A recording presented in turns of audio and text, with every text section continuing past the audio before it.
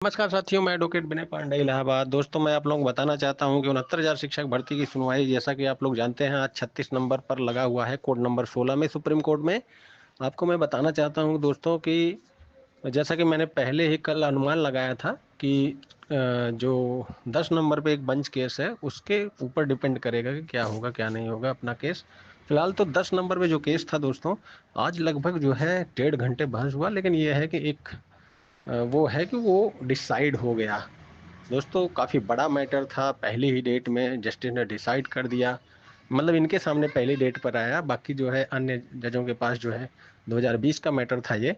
लेकिन दोस्तों, कहीं ना कहीं ये चतुर्थ श्रेणी कर्मचारियों का मैटर था, जिसमें उमा देवी का केस जो 2006 में सुप्रीम कोर्ट की पूर्ण पीठ यानी संविधान पीठ ने डिसाइड किया था कि 10 साल से ज्यादा अगर कोई, चाहे एडहॉक बेसिस है या कोई भी वो है, कर्मचारी है, अगर लगातार सर्विस कर लिया और उसमें ब्रेक नहीं है, जैसे शिक्षा मित्र भी अस्थाई हैं, लेकिन जो है दोस्तों उनका 11 महीने का वो होता है, 12 महीने नहीं होता है, तो 12 महीने अगर लगातार होता तो कहीं ना कहीं 10 साल के बाद वो रेगुलर अपॉइंटमेंट के लिए वैलिड हो जाते। तो इसी तरह जो है वहाँ पर जो है दोस्तों 1999 में जो है भर्ती किया गया था, शायद सफाई कर्मियों की भर्ती रही होगी, क्योंकि ग्राम पंचायत के स्तर पर ये भर्ती हुई थी।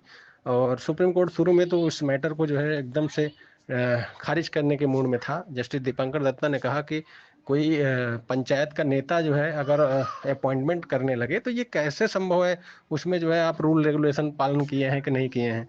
तो हालांकि बाद में जो है दोस्तों उन्होंने जो है कुछ पॉइंट थे, high court single bench double bench ने उसको कंसीडर नहीं किया था। जब एक बार खारिज होने लगा तो सीनियर एडवोकेट ने कहा कि हमको जो है मौका दीजिए, हाई कोर्ट में हम फिर जाके इसको जो पॉइंट रह गए हैं उसको हम अ, फिर से जो है वो करके सुना के तब आएंगे। दोस्तों, इसमें कुछ चांसेस थे जो है, इसलिए कि कुछ अभ्यर्थी ऐसे थे जो कि इसमें 20 अलग अलग मामले जो है मतलब थे, जिसमें कुछ केस ऐसे थे जो डिसमिस होने लायक थे, क्योंकि वो अ, तत्काल में जल्दी में आए थे।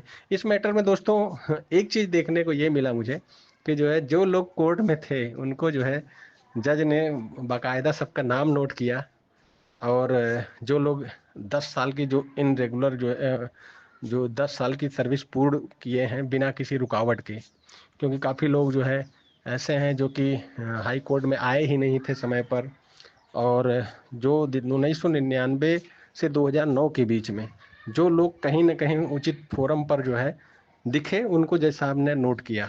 तो दोस्तों, कहीं ना कहीं इसका बहुत महत्व होता है।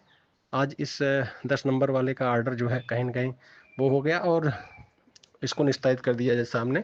अब फिलहाल तो दोस्तों मैं आपको बताना चाहता हूँ, इसके बाद जो है 14 नंबर वाला जो है केस थोड़ा टाइम लिया, आधे घंटे के आसपास, क्योंकि निदेश गुप्ता सीनियर एडवोकेट जो हैं, जो कि पहले भी 69,000 में पहले दिन थे जो है आरक्षित वर्ग की तरफ से, उनकी बहस जोरदार थी। 14 नंबर केस में टाइम लग गया, इस वजह से और आगे नहीं बढ़ पाया। फिलहाल तो आज चूंकि 36 नंबर पे संभावनाएं हैं जरूर, अब आगे देखना है, क्योंकि आगे जो केस हैं उसमें बहुत बड़े बड़े मामले तो नहीं, एक दो मामले हैं जिसमें बंच हैं छोटे छोटे, हो सकता है उसमें कुछ टाइम लगे तो भले ना आए नंबर। बाकी जो है दोस्तों, संभव है कि 4 बजे के अंदर कुछ न कुछ अपना नंबर आने के आसार लग रहे हैं, यदि कोई मैटर जो दो और बंच हैं छोटे छोटे वो टाइम नहीं दिए तो।